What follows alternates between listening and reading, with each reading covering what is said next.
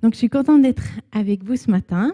En fait, j'aurais dû partager un bout de message avec Philippe le 24 septembre, mais notre petit bébé est arrivé la semaine d'avant. Donc, bon, je me suis dit que je me prenais quand même une semaine de repos, même un mois de repos, en fait, avant de prendre la parole et vous partager ce qu'il y a sur mon cœur. Alors, merci Philippe pour ta flexibilité, pour me laisser 2, 3 semaines de pause.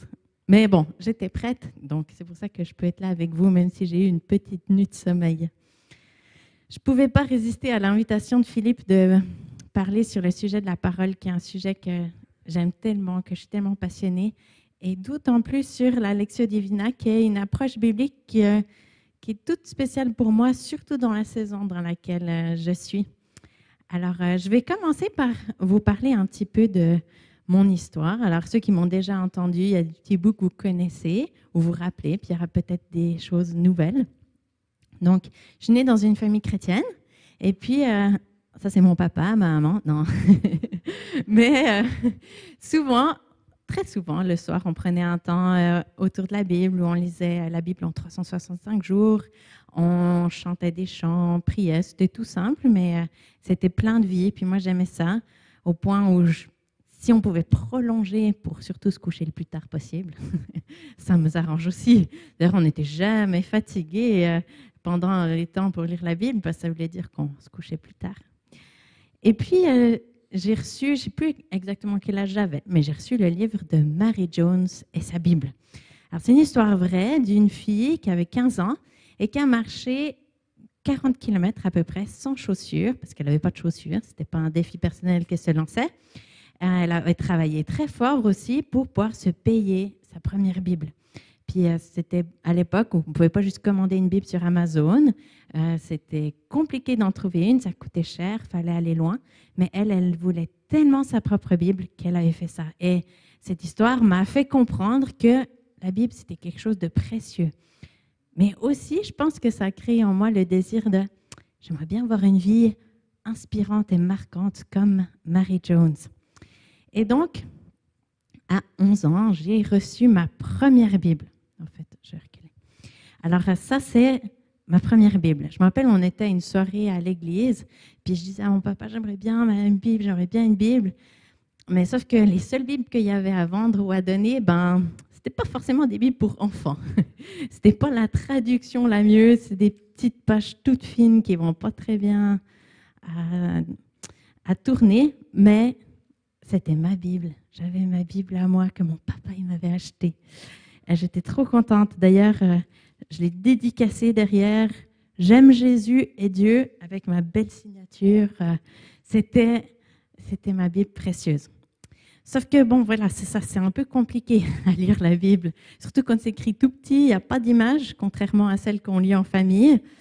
Alors, par où commencer? Alors, mes parents, ils avaient aussi des calendriers avec des versets bibliques. Il y avait des calendriers pour tous les jours, ça c'était aux toilettes, chaque jour on avait le verset biblique, mais il y avait aussi des plus jolis avec des images pour chaque mois. Alors j'ai trouvé des vieux calendriers, puis je me suis dit, si les versets sont suffisamment bien pour être sur un calendrier, c'est que ça doit être des bons versets. Donc j'ai pris des stylos, puis j'ai colorié chaque verset qu'il y avait dans les calendriers. Alors, c'était bien, ça ajoute de la couleur, mais je ne les comprenais pas forcément, ces versets. Mais comme ça, quand je ne savais pas où commencer ou quoi lire, je cherchais une page où il y avait de la couleur, puis je lisais le verset qui avait de la couleur. Et puis, le problème, c'est que ces versets-là, s'ils sont pris hors contexte, ça peut être un peu bizarre. Donc ça, c'est marqué une citation biblique inspirante. Le verset, c'est Luc 4, verset 7, qui dit « Si donc tu te prosternes devant moi, tout cela sera à toi. » Le problème, c'est qu'en fait, c'est Satan qui dit ça. Donc, c'est peut-être un peu moins inspirant si on sait qui c'est qui parle. Donc, bon, bien sûr, à 11 ans, je n'étais pas consciente qu'il y avait l'importance d'un contexte, qu'il y avait des versets avant et après ceux que j'avais coloriés qui étaient peut-être importants à lire. Mais je lisais ma Bible avec tout mon cœur et tout mon amour et toute ma passion.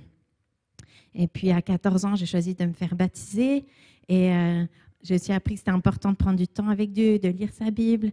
Alors, il y a ma sœur, ma grande sœur, qui m'a aidée à me réveiller le matin. Elle se levait plus tôt pour partir au cégep. Alors, elle me réveillait, puis j'allais lire ma Bible. Et puis, mes parents, ils m'avaient inscrit à un lecteur biblique de la lecture pour la Bible pour donner un petit peu plus de contexte que juste les calendriers. Ça expliquait, ça donnait un passage à lire.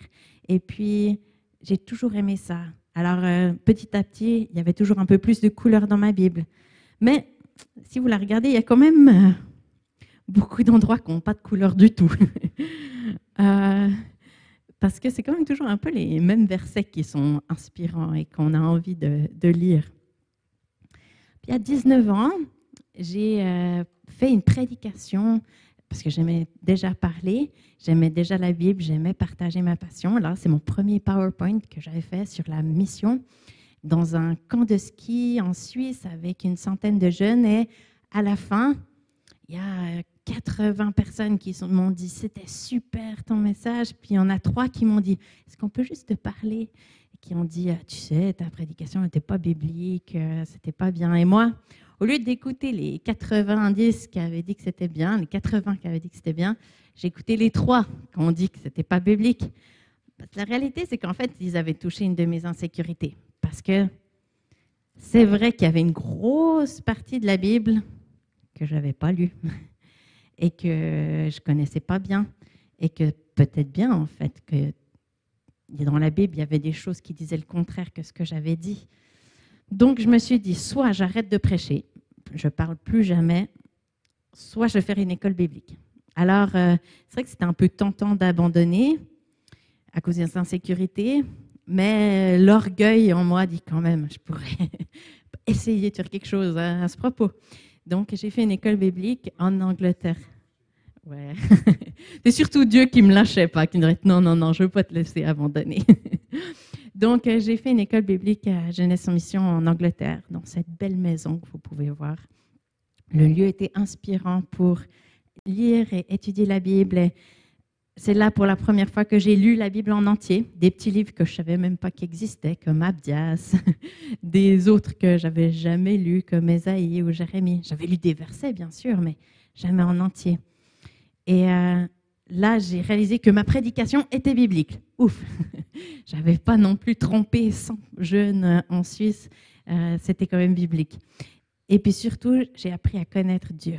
Parce que passer 9 mois à lire la Bible, on l'a lu 5 fois en 9 mois, ben, on apprend à connaître Dieu.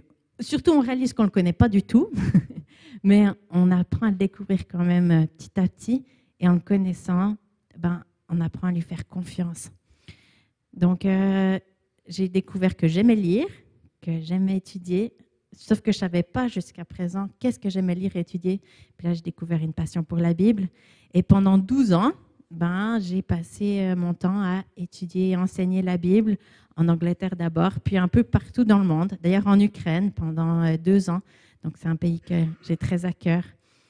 Et c'est ça, c'était vraiment super. Mais à 30 ans, j'ai eu une remise en question professionnelle. Il y a eu le Covid qui a permis de tout chambouler. Et puis, on a pris une année sabbatique en famille. Et alors que je m'arrêtais, j'ai pris la décision d'arrêter complètement mon implication avec Jeunesse en Mission. Et puis après, j'ai travaillé pendant une année avec Génération Unité. Puis j'ai décidé d'arrêter aussi complètement cette implication pour être à plein temps à la maison. Si vous voulez savoir pourquoi, vous pouvez écouter mon message sur les limites sur la chaîne YouTube du Hub. Mais le problème, c'est que tout d'un coup, je ne savais plus comment lire ma Bible. Comment lire ma Bible dans le repos? Parce que ça faisait partie de mon travail. D'ailleurs, je disais tout le temps, quel privilège que j'ai, mon travail, c'est de lire la Bible.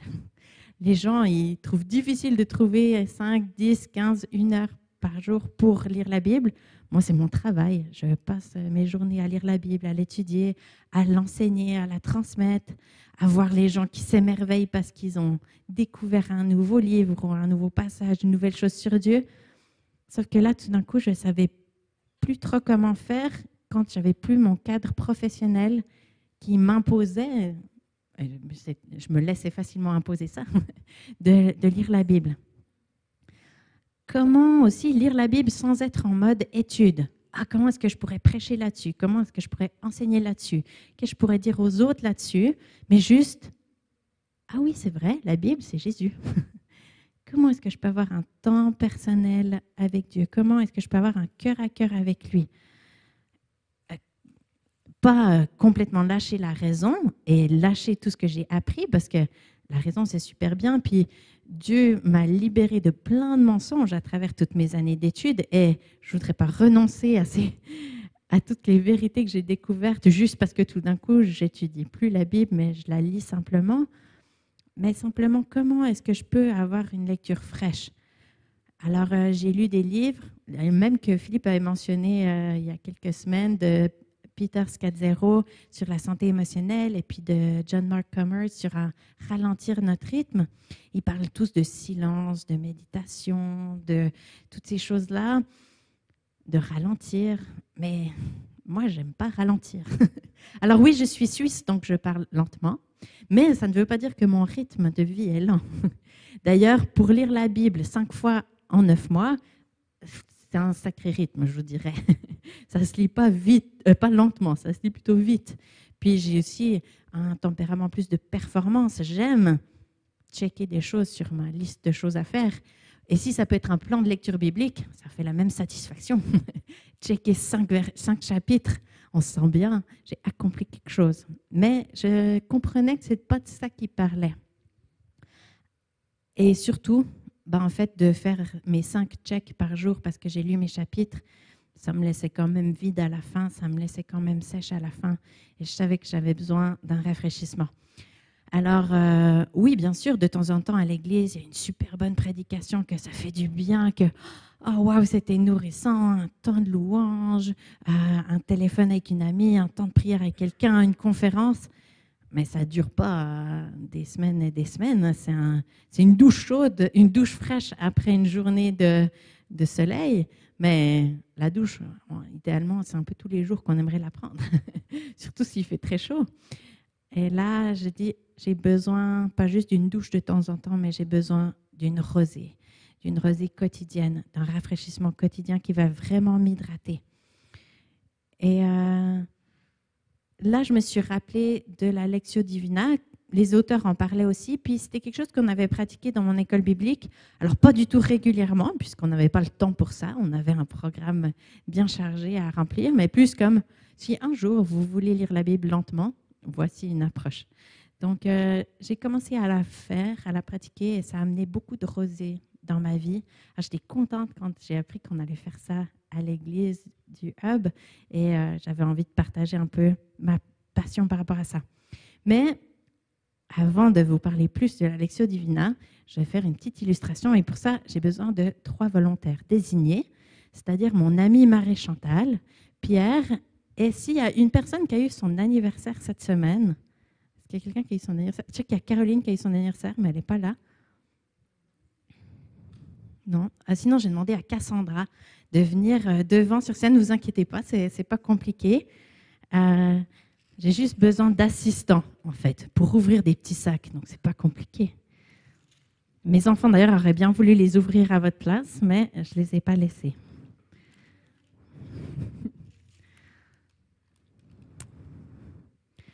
Alors, Marie-Chantal, je vais te laisser ouvrir ce petit sac et nous dire ce qu'il y a dedans. Tu peux l'arracher, le déchirer, c'est pas un sac précieux. Donc, il faut savoir que Marie-Chantal, elle est pharmacienne. Voilà. Donc, qu'est-ce que c'est? Du Tylenol. Alors, à quoi ça sert le Tylenol? Quand est-ce qu'on doit prendre du Tylenol? Quand on est malade, quand on a de la douleur, quand on fait de la fièvre. OK. Est-ce que tu recommanderais à quelqu'un de prendre du Tylenol tous les matins? Non. À moins qu'il y ait une condition particulière. OK. Est-ce que tu conseillerais à quelqu'un de donner du Tylenol à ses enfants tous les matins? Non, à moins d'une condition particulière, mais non. OK. Est-ce qu'on peut en prendre la moitié de la bouteille si tout d'un coup on a envie le matin? Non. OK. Donc, merci. Merci pour ton expertise sur le Tylenol. Oui, c'est pas trop compliqué. J'ai pris cet exemple parce qu'il y a certaines personnes qui voient la Bible comme le Tylenol. On la prend quand ça va pas, quand on ne se sent pas bien, quand on est triste, quand on est découragé.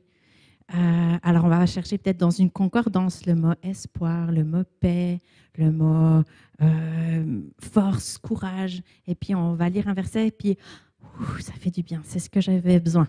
Et puis, la Bible, c'est absolument ça. C'est fait pour nous guérir, nous apaiser. C'est la présence de Dieu qui vient avec des mots nous calmer, nous consoler, nous guérir, nous soulager, nous fortifier. Et moi, j'aime utiliser la Bible Tylenol pour prier pour des gens. Alors, par exemple, prier pour la paix pour quelqu'un quand on ne comprend pas trop la situation. Ça dit dans Colossiens, Philippiens, tu donnes une paix au-delà de toute compréhension. Donc, Seigneur, moi, je ne comprends pas la situation, je ne sais pas ce qui se passe, c'est hors de mon contrôle. Pour Israël, Palestine, l'Ukraine, je ne sais pas comment prier, mais je sais que tu peux donner une paix qui va au-delà de tout ce que je peux comprendre. Et merci que ta paix, elle ne dépend pas de ce que je comprends de la situation. Et puis, tu donnes de l'espoir qui ne trompe pas. Tu n'es pas un Dieu qui fait des faux espoirs pour nous manipuler avec quelque chose en façade. Ton espoir, il est réel, etc. Tu as des projets de paix et non de malheur pour nous. Pour ça, en l'occurrence, les projets de paix, c'est un exil de 70 ans. Donc, bon, faut comprendre que les projets de paix sont peut-être pas exactement ceux que j'imagine, mais même si ça ne ressemble pas à des projets de paix, ce n'est pas des projets de malheur. Donc, c'est ça. La Bible, ça peut être comme du Tylenol. Mais Marie-Chantal, elle a dit, c'est pas recommandé, à moins d'être vraiment extrêmement malade, de prendre du Tylenol tous les jours, ni de faire une surdose de Tylenol, ni d'en donner à n'importe qui, quelqu'un qu'on n'aurait pas besoin. Alors, si c'est notre seule utilisation de la Bible, vous pensez bien que si on lit la Bible seulement quand ça ne va pas, ben, on va être limité. Et puis, il y a aussi des versets de la Bible, honnêtement, ce n'est pas les plus réconfortants quand on ne va pas bien. Donc, il y a des bouts de la Bible qu'on ne va pas vraiment lire si on ne va pas bien. Alors que toute la Bible est inspirée et elle est bonne. Donc, merci Marie-Chantal pour ta belle présentation. Alors, Pierre, il me semble que toi, tu aimes bien la bonne nourriture, tu aimes bien cuisiner des bonnes choses, apprécier la vie à travers la nourriture. Ah, c'est pas comme Cassandra, non. Alors, dis-moi, est-ce que tu devines ce que c'est là-dedans? Flocons d'avoine. Oui, absolument. Est-ce que tu aimes les flocons d'avoine? Je l'utilise dans la cuisine. Pas tel quel, mais comme élément dans d'autres choses, oui. OK. Est-ce que tu sais, c'est quoi les avantages de manger de l'avoine? Ben, c'est quand même une très bonne céréale. Et si tu les utilises avec la viande, ça change la consistance. C'est intéressant. J'apprends même des choses. Mais est-ce que tu mangerais ce bocal d'avoine comme ça? Ça risque d'être un peu sec. Oui, on est d'accord. C'est un bon élément de base, mais il a besoin d'être combiné. Comme ça, non. Merci, Pierre. Donc, certaines personnes vont voir la Bible comme de l'avoine. C'est-à-dire qu'on sait que c'est bon pour la santé. Peut-être même, justement, ça peut donner une bonne impression sur notre viande et sur ce qu'on va cuisiner. Mais c'est un peu sec si on prend juste la Bible comme ça. Et puis, on s'étouffe un petit peu après 2-3 versets. Donc, il faut qu'on va faire un peu de soaking, on va mettre de la musique, on va faire de la louange, ou écouter une prédication pour que ce soit un petit peu plus digeste. Alors, on sait que, bien sûr, le matin, déjeuner, c'est mieux de manger de l'avoine que des croissants au Nutella. Comme on sait que lire la Bible, c'est mieux que d'être sur Facebook ou Netflix le matin quand on se réveille. Mais comment rendre ça appréciable? Alors, on sait que c'est nécessaire de lire toute la Bible, mais comment on fait pour y amener de la vie? On a besoin d'ajouter, peut-être, moi j'aime rajouter du yogourt, des fruits, peut-être du lait, surtout pour le matin. On a besoin de prier, on a besoin d'inviter le Saint-Esprit, on a besoin peut-être justement d'avoir un temps de louange pour disposer nos cœurs à recevoir. Puis des fois, c'est pas parce qu'un matin à déjeuner, on remplace le croissant Nutella par de l'avoine que tout d'un coup, on a un style de vie de santé. Ça prend de la régularité d'en prendre tous les jours. Alors c'est aussi ça, lire la Bible, c'est développer un style de vie sain, une discipline saine. Puis tout d'un coup, on apprécie de plus en plus, puis on a peut-être moins envie d'un croissant au Nutella. Puis on a trouvé notre petite recette qui fait que c'est appréciable.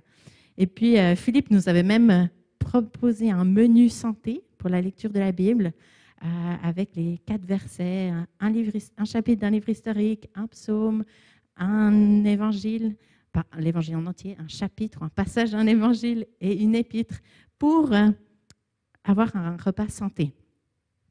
Donc, ça, c'est une approche de la lecture de la Bible. Et puis, Cassandra, je vais te donner le dernier.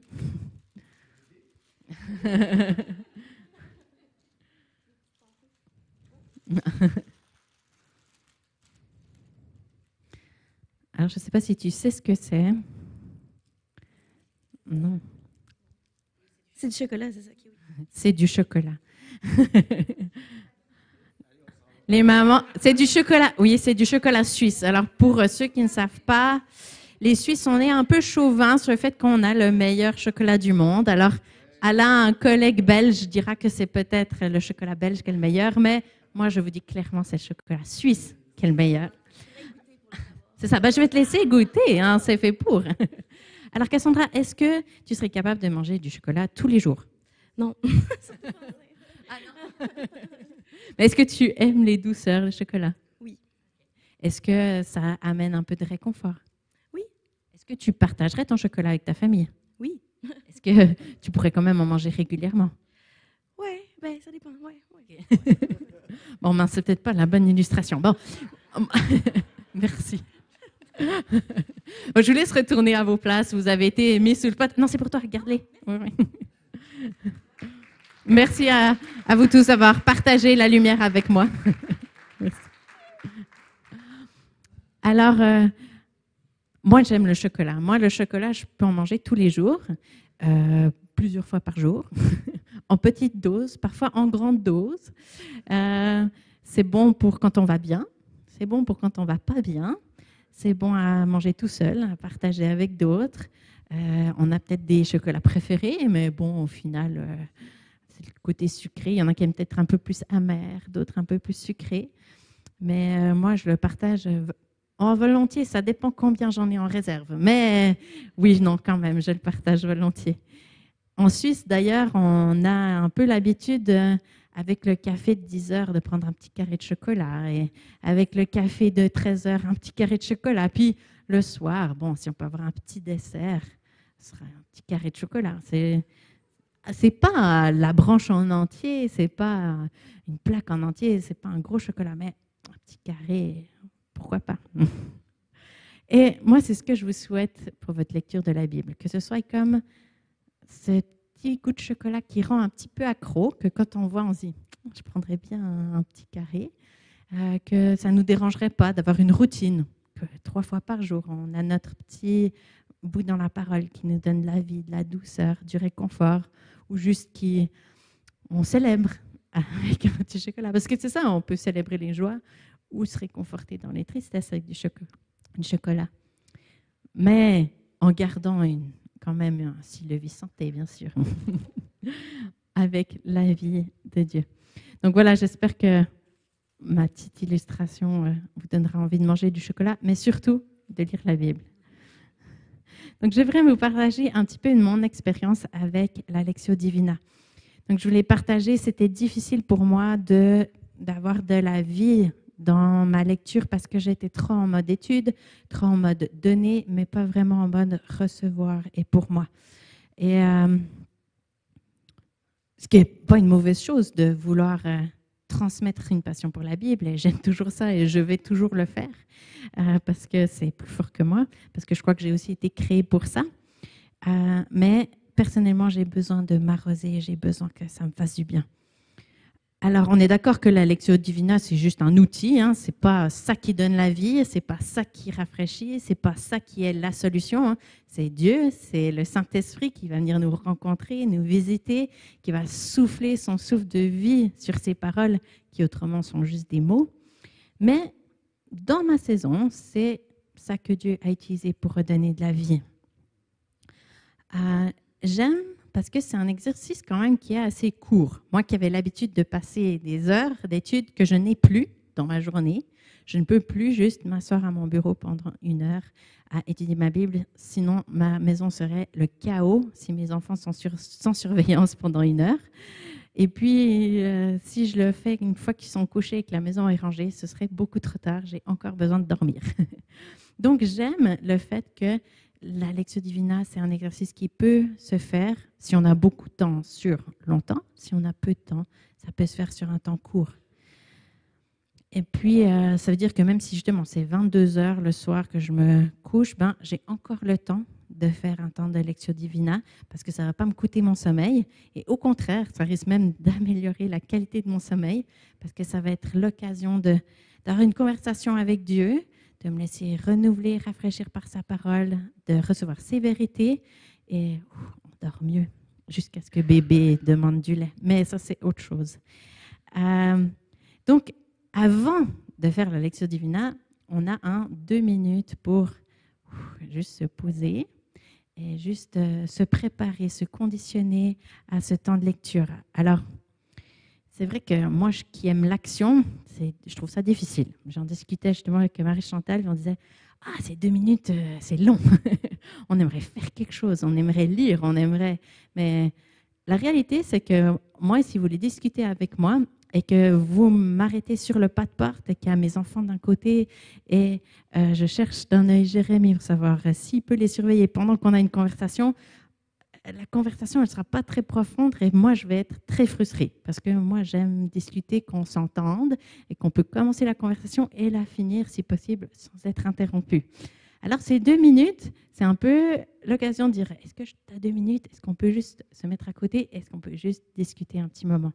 Et puis c'est donner à Dieu l'opportunité d'avoir notre attention et de ne pas être distrait. Donc, 2 minutes aussi pour dire, je vais mettre mon téléphone, je vais enlever les notifications, je vais couper Internet pour que Dieu tu aies toute mon attention. Et là, même si ce n'est pas facile, on va pouvoir être disposé à l'écouter. Et j'avoue que moi, j'ai besoin plus que 2 minutes. Et souvent, la première lecture, ça va être l'occasion de… Ah oui, attends, ok, là on est en train de lire la Bible, je l'écoute une fois, je ne me rappelle même plus trop qu'est-ce que je viens de lire. Heureusement, on va le répéter.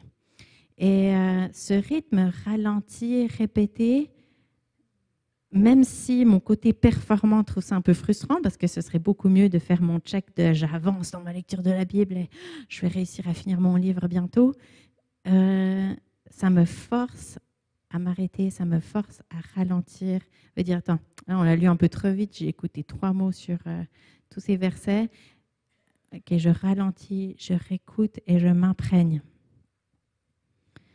Alors oui, c'est peut-être plus gratifiant de lire 5 chapitres à checker, mais c'est plus nourrissant en fait pour moi de lire plus lentement. C'est là que j'aurai la meilleure hydratation. Donc on lit une première fois. Et puis, ensuite, il y a la deuxième lecture de méditation où nous, dans notre école biblique, quand on parlait de la Lectio Divina, on parlait ça comme une conversation. Et dans la deuxième étape, c'était la période où on écoute. Qu'est-ce que Dieu, tu veux me dire ? On se prépare dans une conversation avec Dieu, mais là, on le laisse parler en premier. Avant de nous déverser tout ce qu'on a à lui dire, en fait, qu'est-ce que toi, tu veux me dire à travers ta parole ? Et ça se rappelle déjà, je ne suis pas en train de faire mon checklist, je suis en train d'avoir une conversation avec Dieu. Je suis en train de rencontrer Dieu, Jésus, la parole. Je veux écouter son cœur et d'ailleurs, ça me positionne à être à l'écoute de qu'est-ce qu'il y a sur son cœur.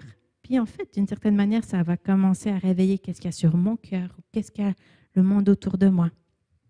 Et j'aime beaucoup dans cette lecture impliquer mes 5 sens et mes émotions. Alors que j'ai plus l'habitude d'avoir une lecture de raison et d'analyse et d'étude, là, je vais me forcer pendant cette lecture à être dans un autre mode. Plus justement, je vais réveiller mes 5 sens. Est-ce que j'arrive à avoir une odeur pendant que je lis la Bible ? quand je ferme les yeux, comment j'imagine la situation? C'est quoi l'expression sur le visage des gens? C'est quoi le ton de voix qui est utilisé?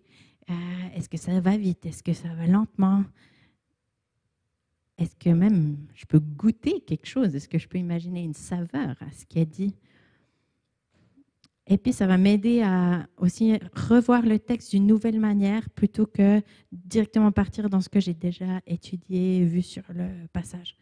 Donc, par exemple, le 4e jour, on lisait le passage de Actes, ils se retrouvaient dans les maisons, ils allaient dans le temple, et il y a plein de choses qui se passent. Alors, la première lecture, ça m'a permis de me dire, OK, c'est cette histoire-là.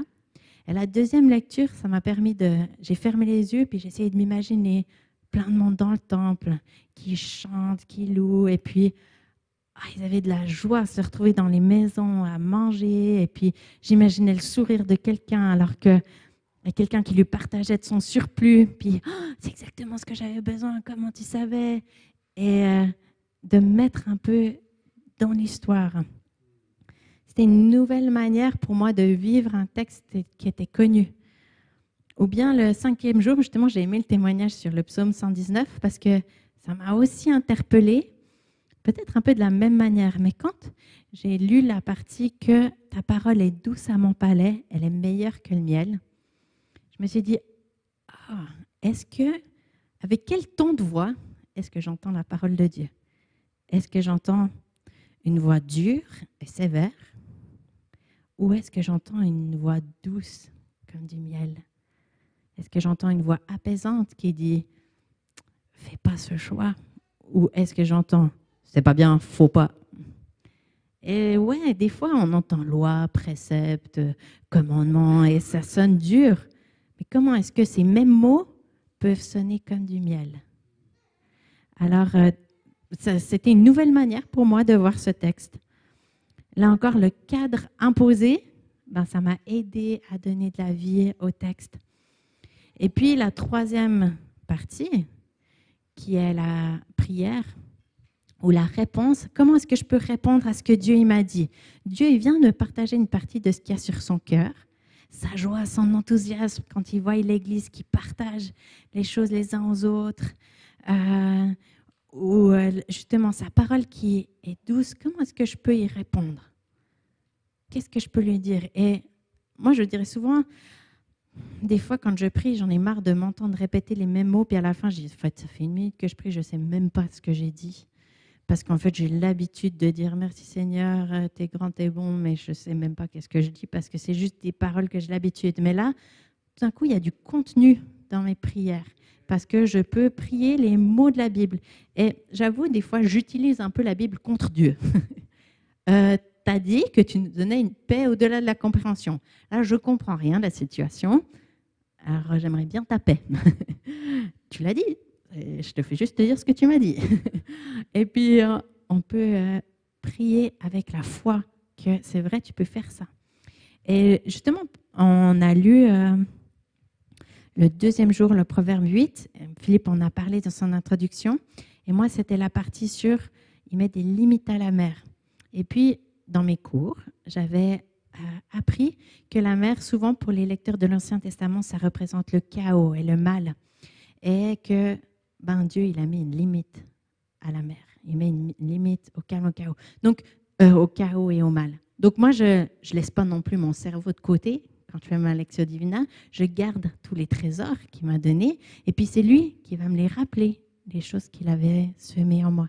Et là, ça m'a donné de la foi pour prier pour la situation en Ukraine, pour la situation en Israël, parce qu'honnêtement, je ne savais pas comment prier. Alors je dis, OK, tu as dit dans la Bible, quand tu as créé, tu as mis une limite au mal. Alors je veux croire que tu vas mettre une limite à ce mal, à ce chaos. Alors ça a donné de la vie à mes prières. Et puis le 3e jour, aussi, c'est dans Timothée, puis ça parlait de, c'est pas à cause de nos propres efforts ou à cause de ce qu'on fait, mais par sa grâce. Et puis, je me suis dit, je suis en train de préparer ma prédication. Est-ce que c'est tous les efforts que je vais mettre dedans qui vont faire une différence? Ou est-ce que c'est ta grâce? Non, c'est ta grâce.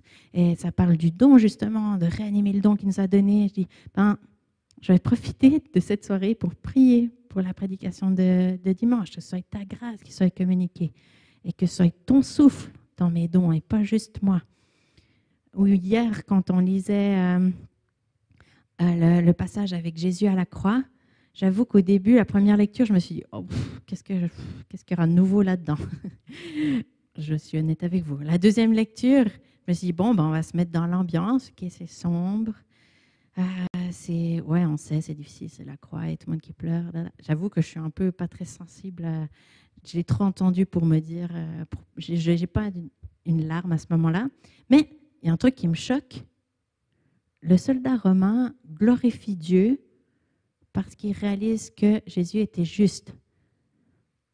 Ça colle pas avec le décor. C'est sombre, Jésus vient de mourir, il y a les femmes qui sont tristes. Lui, il glorifie Dieu parce qu'il voit qu'il était juste. Normalement, on devrait plutôt culpabiliser de dire « Oups, on a fait une erreur. Il est juste, on n'aurait pas dû le tuer. Qu'est-ce qu'on a fait ?» Non, il glorifie Dieu.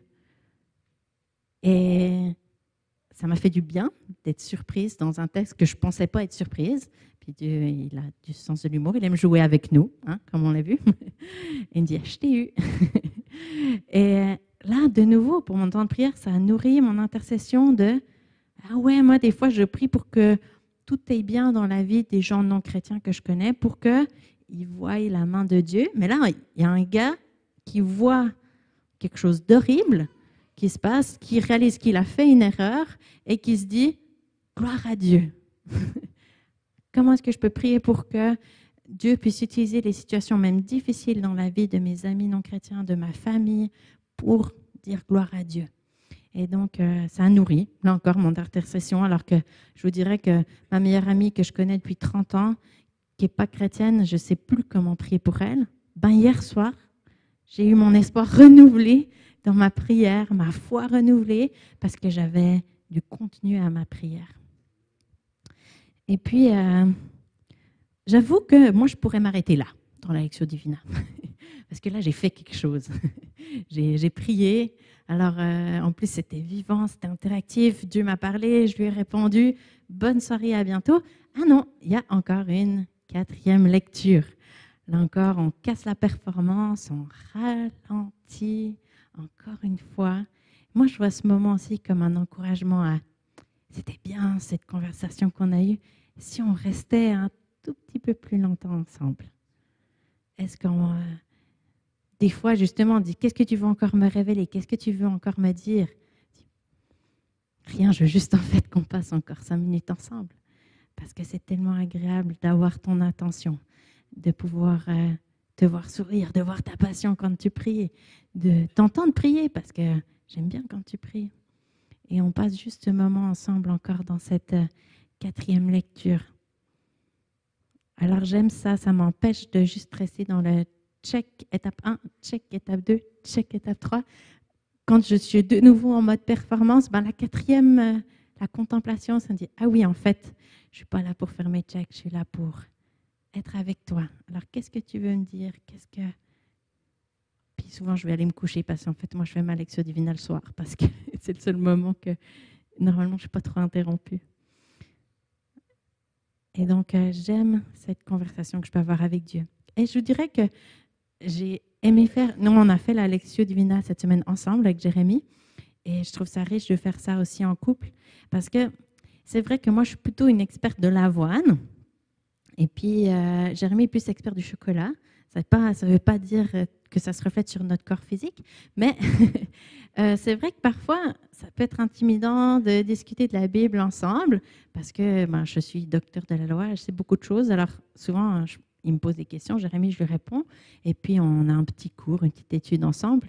Mais ce n'est pas toujours un échange égal. Mais dans la Lectio Divina, c'est qu'est-ce que Dieu il nous dit. Donc, on est sur pied d'égal. Il n'y en a pas un qui sait plus que l'autre. Et donc, je trouve ça très riche de pouvoir juste lire la Bible ensemble et l'étudier ensemble. Donc, qu'on soit un nouveau chrétien ou un vieux chrétien, en fait, quand on commence l'approche, on est tous des novices avec une page blanche. Et qu'est-ce que Dieu tu veux nous dire? Et donc, j'ai aimé faire ça en couple aussi.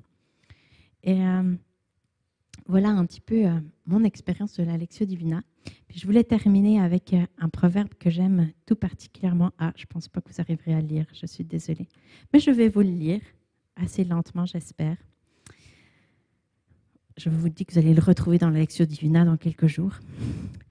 Mon fils ou ma fille, si tu acceptes mes paroles, si tu conserves mes préceptes au fond de toi-même, si tu prêtes une oreille attentive à la sagesse, en inclinant ton cœur vers l'intelligence, oui, si tu fais appel au discernement, si tu recherches l'intelligence, si tu la cherches comme de l'argent, si tu creuses pour la trouver comme pour découvrir des trésors, alors tu comprendras ce qu'est la crainte de l'Éternel et tu apprendras à connaître Dieu.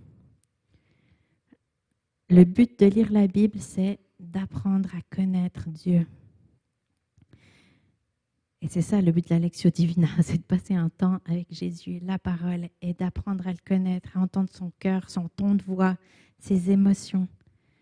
Et on ne veut pas oublier cet objectif-là. Et ça, c'est plus précieux que de l'or et de l'argent. Mais si on est prêt à donner beaucoup de temps, d'énergie pour gagner de l'argent, avoir des trésors, prendre soin de nos trésors, que ce soit des trésors physiques, matériels, ou moi, mon nouveau trésor, c'est mon fils. Ça me prend beaucoup de temps et d'énergie pour en prendre soin.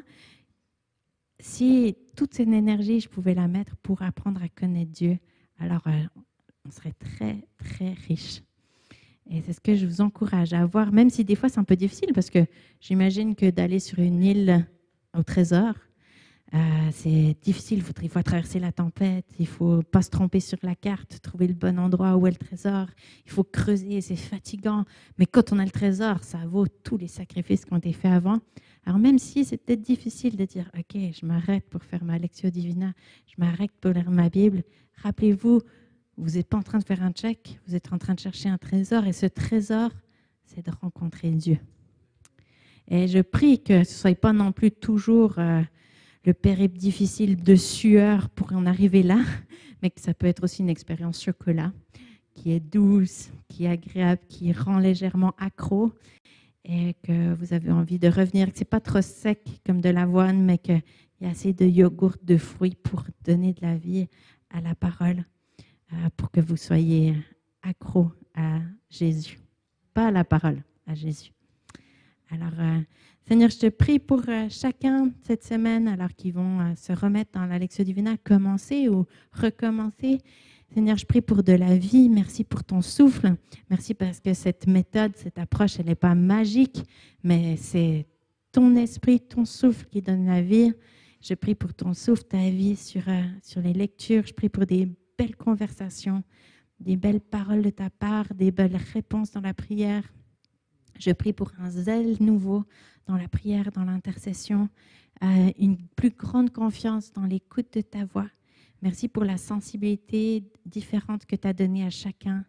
Merci de nous avoir créés avec 5 sens et merci de les utiliser pour nous parler. Et je prie pour juste de la vie et des belles expériences dans ta parole, en particulier cette semaine, mais pour le reste de la vie de chacun. Amen.